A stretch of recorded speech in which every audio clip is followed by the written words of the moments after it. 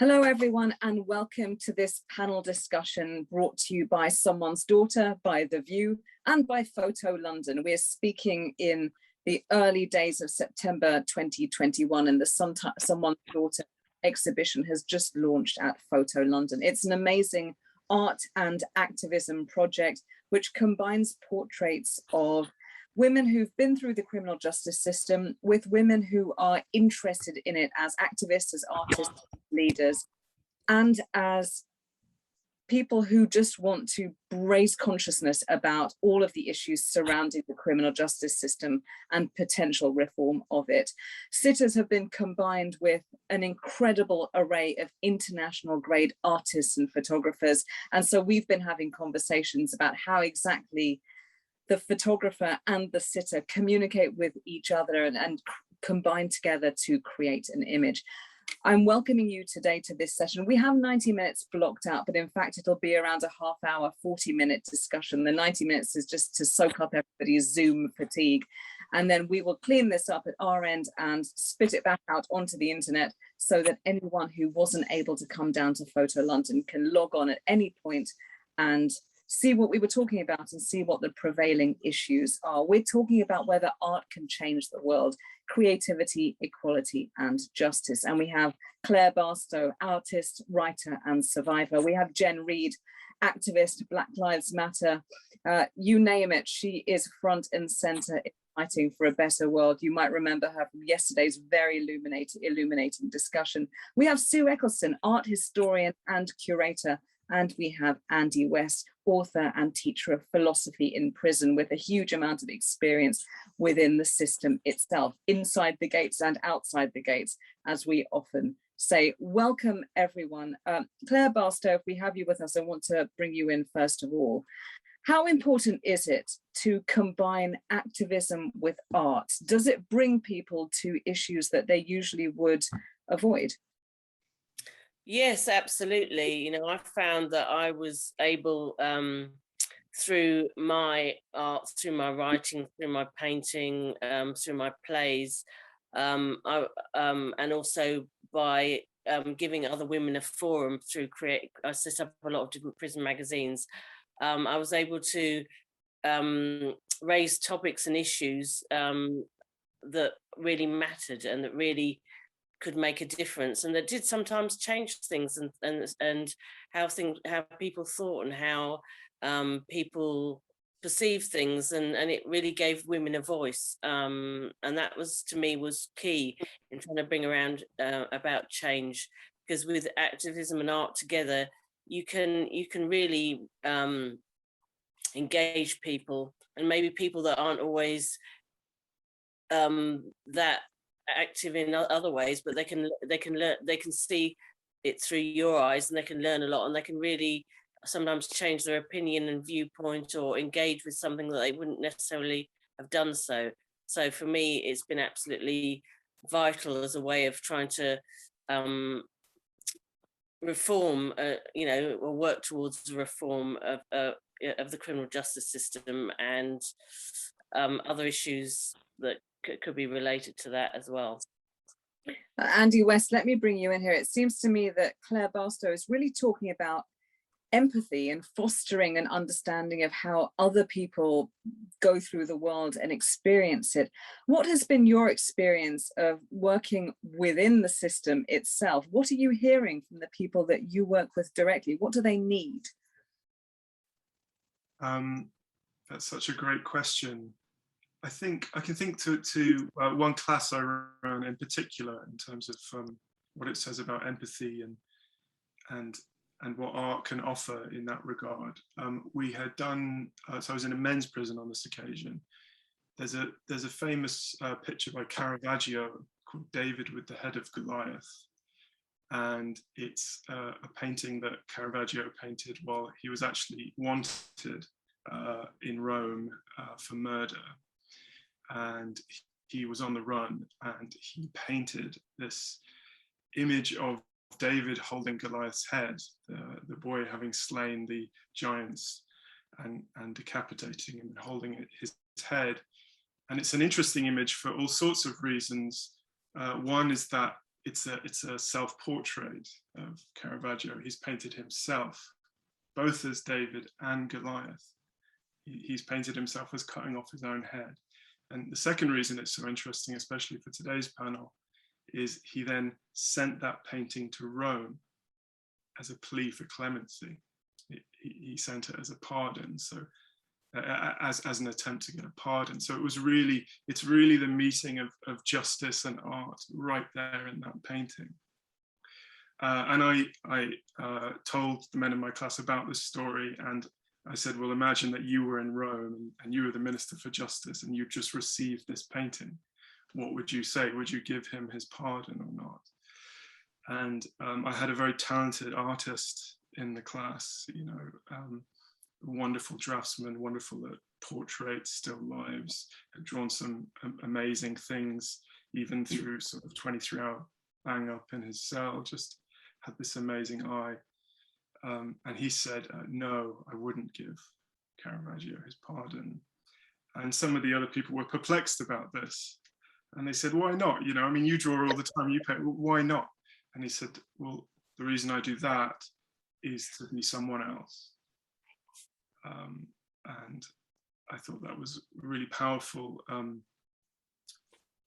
in terms of illustrating what art can give someone who is in prison, who's potentially, I think one of the effects of having a criminal conviction can be that you live with a very singular story from here on in, that it's a very kind of claustrophobic to your identity, and you don't get to be anybody else other than this person who committed this crime, this person in prison.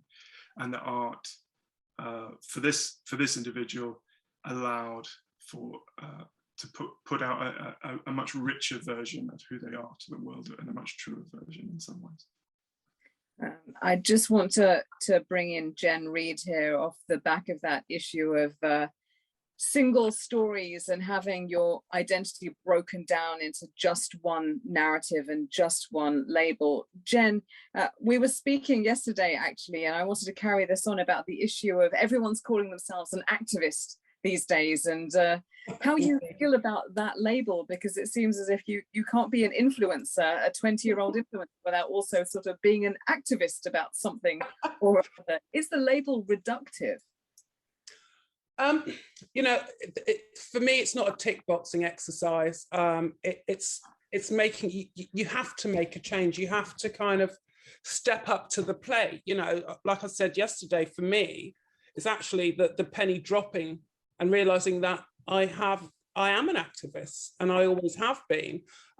It's now just actually being it's now in the open and everyone knows, but it took me a while to kind of catch up, you know, with myself, and you know, and from art creating change. You know, I think my husband taking that picture of me on the plinth, that has, you know, went worldwide. And you know, I think art is just a very peaceful but very powerful way for people to be involved, and it, you know, it sparks conversation, it's motivational, it's inspirational, and it's just another great form of communication.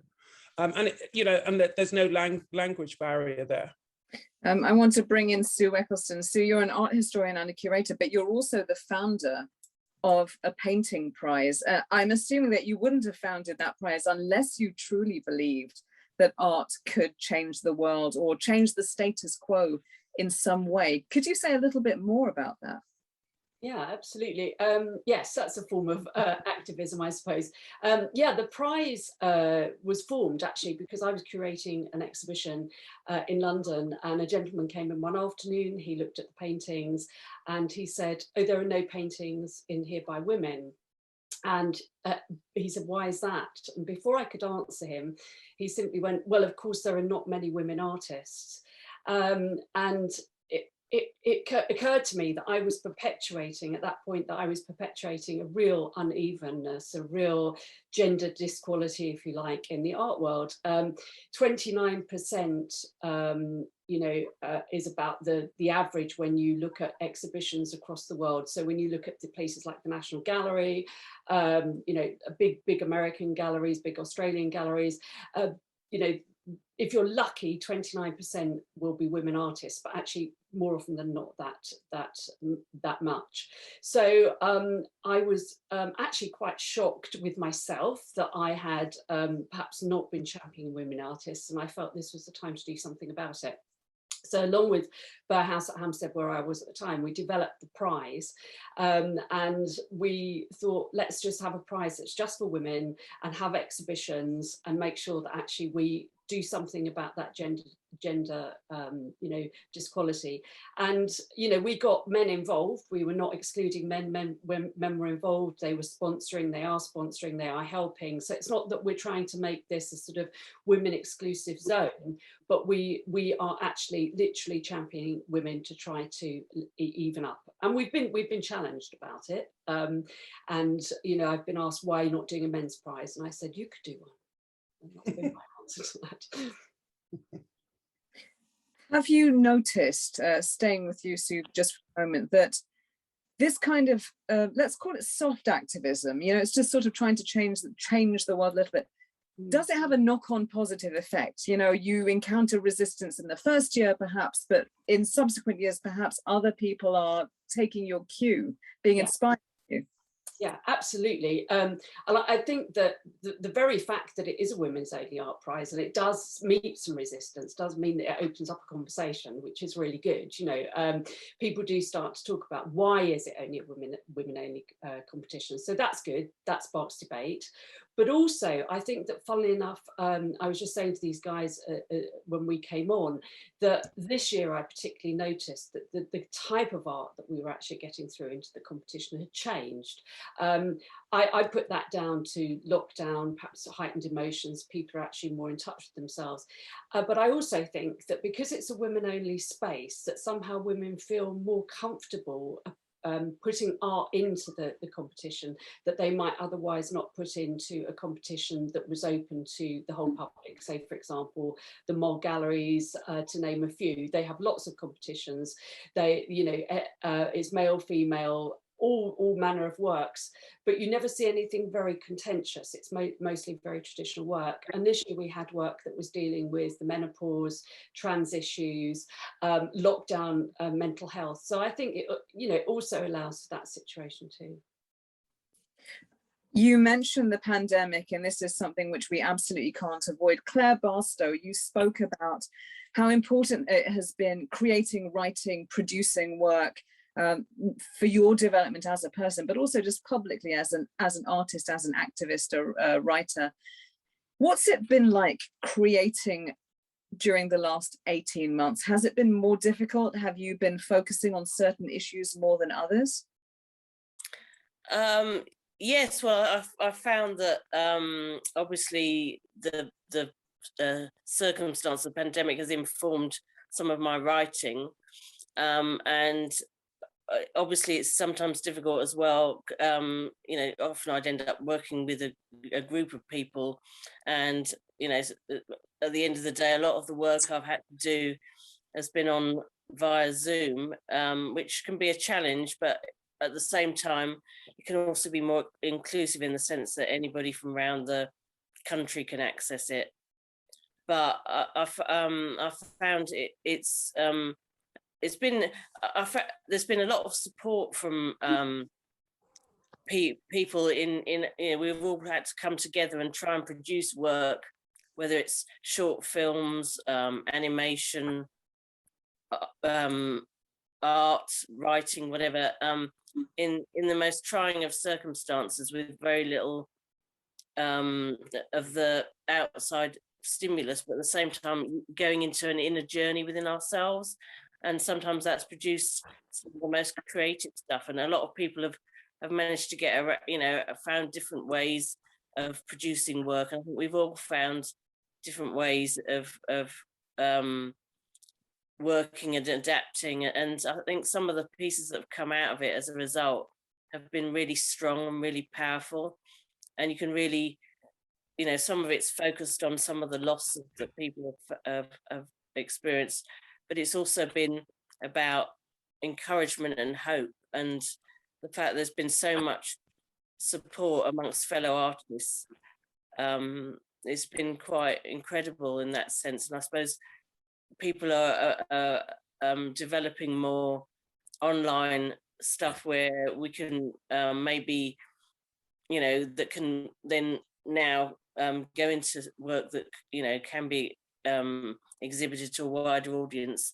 I think the access of people setting up different networks has actually maybe allowed for more inclusion, which I think has been a powerful message in itself. Sorry. Not at all. Andy, let me bring you in here. How has the pandemic been for you in terms of your prison work? Are you still managing to get in on the outside? Are you noticing that there's been a depreciation in the mental health of the people that you work with? So my prison work in particular was very restricted during the pandemic. I think the regimes almost everywhere were so restricted, but especially for something like philosophy, it was especially so. I did have a bit of written correspondence with some people in prison. I got some really, really long responses, much longer than I would normally get with any kind of written stuff. You know, it's also, you know, you just get a sort of, I'm sending in work, someone's sliding it under their cell door, they're writing something, it's getting slid out the cell door and back to me. It's noticeable that my students don't have the same access to things like dictionaries that they would have had. There's a lot more crossings out and things like that. I'm now going back into prison to teach, and yeah, it's like everything, it's just going to take us a lot. Changes just happen so much slower in prison than it does out here, and I feel like that work is going to be very you know, I was supposed to then teach again the other day. There was an outbreak on a wing, everyone's in lockdown. That whilst we're coming out of lockdown, I still feel like a lot of people in prison are in the thick of it, so that's slowed my work down quite a lot. This is something I wanted to bring up with you, Jen. Andy's really talking about a situation in which he's been doing this work. It's going really great, and then something happens like a global pandemic, and all the positive changes, the great momentum that's been fostered suddenly starts going backwards. Jen, Reid, let me ask you, we're talking about how art can change the world, but are those gains really permanent, or can they backslide and revert as soon as something else steps in that's more important? I think that is the case, and I think it, you know, that is down to us as individuals to kind of keep that momentum up. You know, we have a few things going on here in Bristol, but we're being very contrived about, in the sense of we have something coming up in a few months, because we don't want to put everything out there. And it's just keeping, you know, keeping that conversation alive, keeping those issues out there, but not to bombard it, because, you know, people soon lose the passion that they had for it, which is why I say that, you know, this is not, you know, this is the long game, you know, that we're in it for. And, you know, obviously with the pandemic, it has been difficult, you know, things would be a lot easier, but it's just like trying to control that narrative as in when we do things. So we are very aware of that, but, you know, people do have lovely surprises coming to them soon. Jen, let me stick with you for a moment. Do you think there is such a thing right now as just compassion fatigue, that we're largely staying at home and receiving news about the world through online? And so you log onto The Guardian or whatever your paper of choice is, and you read headlines not just about race, sex, class. You learn that the world is basically on fire, and actually instead of re-engaging, it makes people take a step back. How do you continue the conversation with the people you'd like to be reaching? There was a mural that has gone up in Bristol, which was painted by Mr. Sen's, an artist, and which is depicting a picture of me on the statue, and that was to commemorate the Black Lives Matter protest, you know, and that is, you know, it's a huge wall, and it's there, and that's what I mean about engaging people, and, you know, just dropping certain things over the next coming months. So that was something that had kind of reignited that, and something that, you know, it's such a big wall that cannot be missed, and getting that out into the media. Just to remind people that, you know, this is still an issue. This is something that's not going away, you know, and it wasn't just all about last year on the 7th of June. This is an ongoing thing, and it's yeah, it's just really important to keep that going. Sue Ecclestone, Jen Reid has referenced a mural. Now it strikes me that the visual art, film, photography, painting is an ideal way to combine aesthetics with activism, because you're not requiring that people read their way through a manifesto or text or something that is persuasive. There's an immediate pleasure to visual art.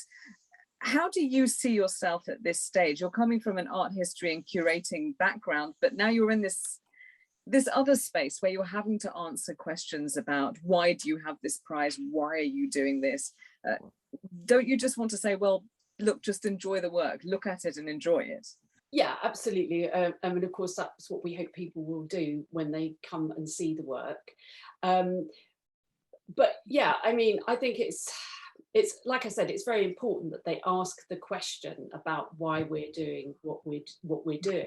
But I think that actually, I mean, if I can kind of pick up on what Jen was talking about the, I didn't put the things that are on my background on by accident, because I think that when you talk about whether art can change the world, and you talk about the visual, of course, murals are, you know, I mean, for hundreds of years, people have used murals to try to get points out to people.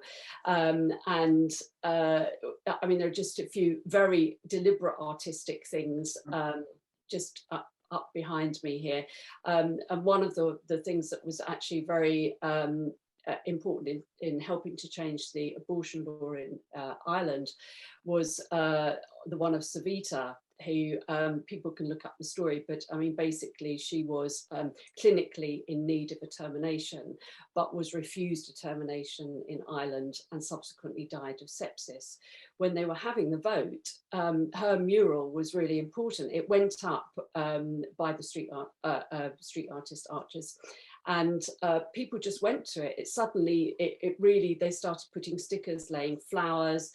So I mean, I'm not sure that anybody was really ready for the response that it was going to get, but it went up, and that's what happened. And every time you get one of these ground-changing things that somebody does, you never know whether people are just going to walk past it or and ignore it, or whether people are suddenly going to really engage with it, and they really engaged with it. And I think the point about visual art in terms of activism, if you like, is that it's democratic. So like you say, people can look at it and they can decide to see what they want to see, or something completely different, or they can, I mean, people can read it any way they like. It's not telling people how to think. And I think that's a very, very democratic thing. So. Andy West, I want to bring you in here because I can see you nodding, and it was exactly at the point that Sue was talking about not forcing people to think in any one way, but simply inviting them to think whatever their conclusion is. Do you agree with that? Yes, I mean, I think art will do that anyway. I think good art will just make you think rather than tell you what to think. I think that, so one of the things I was nodding there about is perhaps there's a risk that art could actually sort of perpetuate an inequality as well in some way. And I think that's when art perhaps becomes a sort of corrective, when it's used to sort of rehabilitate people. There was a story in The Guardian about someone who was sentenced to read Jane Austen last week, someone who was found to have a lot of images about sort of white extremists, white supremacist stuff on his computer, and he was sentenced to read art sort of as, instead of punishment, sort of be corrected. So it's interesting that we think art could do that, rather than art could unleash your own imagination to find your own sort of vision and to go forward. I think I'd also think one really important thing in this conversation is whether it is whose art are we talking about here. There was a program on the BBC a couple of years ago called The Choir about Gareth and Lone, I think, going into HMP Aylesbury, young offenders prison, and setting up a choir and teaching people music. It was very positive in lots of ways. I enjoyed it in lots of ways, but a big part of the narrative framing was about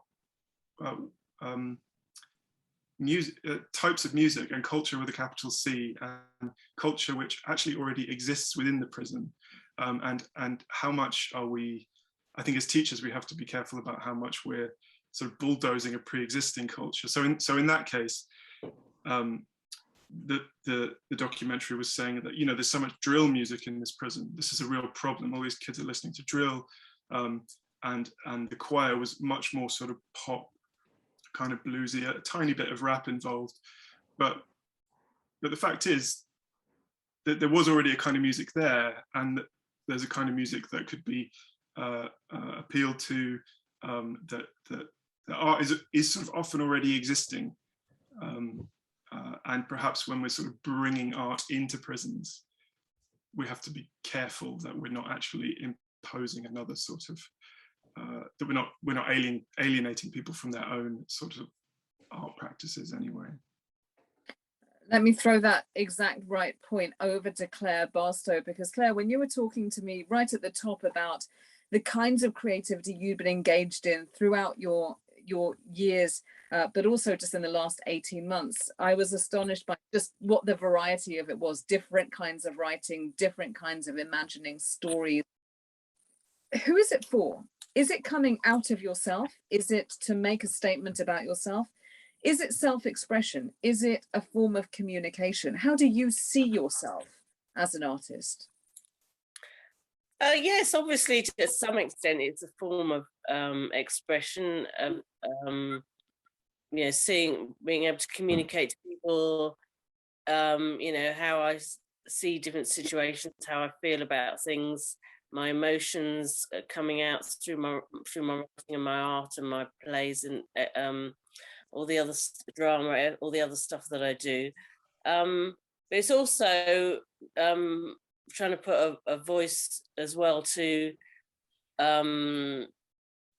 well, mainly women in particular, although but also people who, but other marginalised people who haven't got a voice and who don't or feel they haven't got a voice. And I try and echo that through my work, because I feel that some people, yeah, are underrepresented and they're not being given the airtime or the opportunities. And I think if you can, you know, by trying to improve the situation, you know, by exhibiting work at different exhibitions and curating exhibitions that have included some work from former prisoners, but also and other marginalised people in society, but also trying to find ways, you know, that you know, that I can speak, if you know, for them until they are able to speak for themselves, really,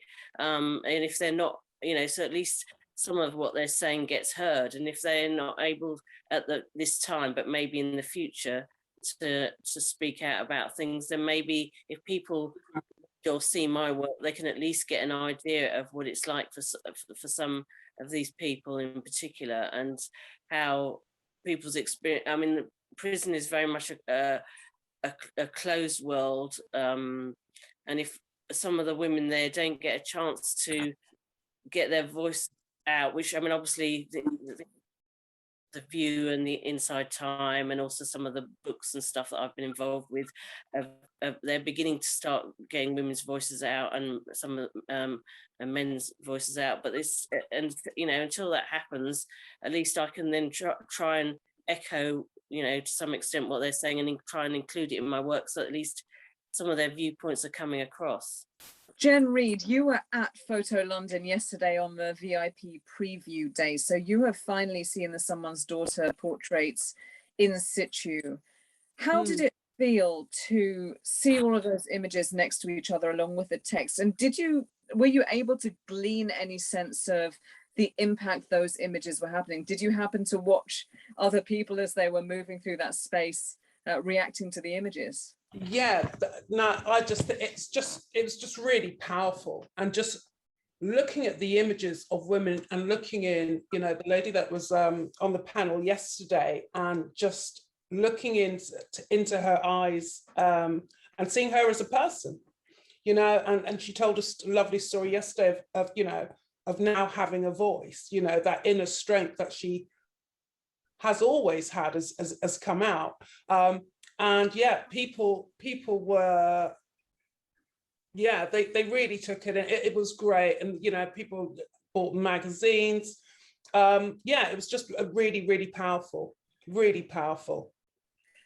And just to take on board Andy's point about, not about elitism so much as sort of imposition of one narrative across the top of another narrative. Photo London isn't an art and activism fair. It's a very broad-based global photography showcase. How did a project like Someone's Daughter sit alongside all of the other artists and all the other galleries that were showing? Was it in its own weird sort of ghetto corner for good causes, or did it stand up artistically and philosophically alongside?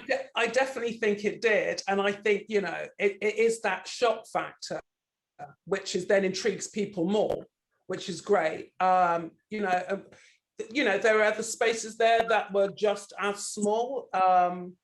You know, you know, had every right to be there. And I hope people who saw it actually went away and had a good think about why that was exhibited there. Yeah, it was great, really good.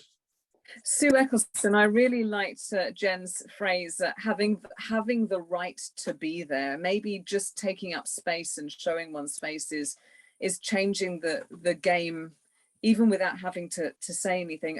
As we get to the last few minutes of our discussion, my question for you, Sue, really is, can art change the world? And if so, how? What's something that we can all do to change it, even in a small way? Oh, well, yeah, okay, big way. You can do something to change it in a big way. Access to art. I mean, I'm just taking on board everything that everyone's just said. The word that came out was voice, voice, voice, voice, voice. And I think that it's really interesting that we all know, everyone sitting here knows that we have a voice and that we can use it to express ourselves. Now, whether that voice is through poetry, music, TV, books, art, it doesn't really matter. But there's a whole section of children growing up that actually don't have access to any of this. Funding for the arts in schools now is being very much pulled back. The private system it recognises the need for, as Andy put it, culture with a big C, and you know, children that are in the private system or are children part of well-off middle-class families are likely to experience museums, galleries, theatres, you know, even the ballet, certainly pop concerts, all of those spaces. And that recognises for them that they have a voice, that this is actually how people express themselves, and they can express themselves like this. But children from poorer backgrounds, they don't have access to any of this. You know, that they very rarely would they be in those spaces, and then they don't realise they have a voice, and then they don't know how to express themselves. So really, I think in a nutshell, we have to pressure successive governments and environments for more money. And you talk about equality, and of course there is no equality if you've got children from poorer backgrounds who don't have access to these things, and they therefore don't recognise how to express themselves, and they don't have a voice. You don't have equality. Children that are exposed to the arts are 3 times more likely to go to university. So I think that probably, you asked me if there's any small thing that we can do. Yeah, I mean, we can, all of us, put some pressure and put that to bear on actually making art available for everybody, children, adults, but everybody. Thank you so much. Andy West, closing thoughts for you. Cannot change the world, and if so, how? And if you want to give anyone a tip on a small change they could do just starting today, starting right now, what would it be? Cannot change the world. Yes, I think it can. I think it lets us know what the world is like, and it lets us know how the world could be different. It's by enriching our imaginations, we can imagine a better world and then bring it about. And there was a second part to your question, which is, what changes would you like to see people making? You know, not everyone sees themselves as a capital A activist, but we can all do just something to affect the status quo. with regard to people in prison. Yes, I think so. I think that something that's been very interesting when I've been hearing your comments in this conversation is that you're one of only 2 on the panel so far who have experience of working within prisons. So that's very valuable. Right. So I'm going to switch modes slightly to answer that question, if that's okay, because my brother was in prison as I was growing up, and so was my dad, and so was my uncle, in fact. And I think when I went to visit, say, my brother in prison, coming out after that,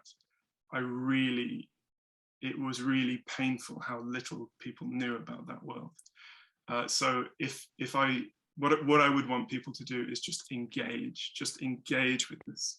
There's a whole universe of humanity behind that wall. And because it's behind that wall, because it's not a transparent institution, because there's so much we don't know about it, we're quite disengaged with it. So I think just engage, and art, either about that world or made by people in that world, is really essential to doing that. Yeah. During your formative years, did you tell other people that your brother, uncle, and father were in prison, or did you somehow keep the secret? Well, I think during my formative years, no, I didn't. It was I didn't really know how to talk about it, but now it feels incredibly imperative, actually. Yeah. Thank you so much. In fact, part of what we're doing with Someone's Daughter, not just the exhibition, but also the podcast series that we've released, and indeed these conversations, is all about demystifying that world altogether. I mean, one very odd thing is that people are fascinated by it. So once you start talking about it, people do listen. This brings me to Claire Barstowe for final words based on everything that we've all been talking about. Do you believe, based on your experiences, that art can change the world? And what can we do moving forward? Claire? Yes, absolutely. I think art is a real driving force for change. I think it seems to be that a lot of creative people getting together and producing art in all different forms and on all different levels is the way forward. And I see it in when I do go out, I see art in different places that I never experienced, hadn't experienced before. People are becoming more radical in their art, and even the Turner Prize the shortlists are all collectives. They're recognizing that it's groups of people that can affect change, and I think things that a lot of people, it's very much more collaborative, and people are producing work together. It's not just and there's a lot because of that. I think that is going to make the difference. I think together, if people can produce, and they can produce works on all levels and in all forms, and use all different types of art to produce even one piece of work. So I think it is, and people are responding to a lot of things that are happening in the world, whether it is the environment, the pandemic, or the inequalities in society and the criminal justice system. And people are where they are responding, they are really slowly bringing about some form of understanding. And by getting people to understand what the situations are, that's the only way forward, because then if people understand, then they're more likely to want change as well. And I think that's how we can take this forward into the in the next decade, and hopefully grow on the seeds we have now and really produce something spectacular to really affect change in the world. Thank you so much, Jen. Claire has looked forward to a potential sort of change field of a decade, because that's how long it takes to really to change the world and bed in some of those transformations. Do you believe that art can change the world, and what can we do going forward? I definitely think that art can change the world. I think, you know, it's out there. It's you know, get it in people's faces, and I think, you know, as a collective, as a people, as a human race, I think it's, you know, about people doing their bit, bringing things to people's attention, and, you know, and forcing that change onto people. You know, and if people don't want to take it on board, it's just there and it's in your face. So I just think, yeah, it's just being very forthright with it and continuing to do that for people to be heard. And what would you like people who are watching this broadcast, people who are going to see the Photo London room for someone's daughter, what would you like them to carry forward with them if they want to make a small change starting that day? I think what people can do is to look at people's stories and look at those people as human beings and find out their stories, and then do their bit, in whichever way they can, to make a change, you know, whether that's by, you know, writing to someone in prison, you know, or supporting someone. You know, it's just, there's very simple things that you can do to make a difference to somebody's life. And that it'd be great if people could carry that away, and, you know, and see how courageous, you know, the easiest thing to do is not always the right thing to do, you know, and these people women have overcome so much adversity, and look where they are now. You know, I feel very proud of, really do. Thank you so much, Jen, and thanks to everyone. That closes this part of our panel series, brought to you by Someone's Daughter, The View magazine, and in association with Photo London, which is opening today, in fact, but it runs right through until the weekend. So please visit Photo London and go to the special corner, which is been set up by The View magazine, and it's all about the Someone's Daughter exhibition about women in the criminal justice system. It includes portraits of survivors, activists, leaders, influential women, and it involves an entire roster of world-acclaimed contemporary photographers and artists. Thank you everyone who's been with us for this particular Zoom session. It'll be online for as long as we can keep it online. Claire Barstowe, Jen Reid, Sue Ecclestone, Andy West, thank you all so very much for your insights, and thank you more importantly for the tips you gave about what we can do to change the world going forward. Thanks and goodbye.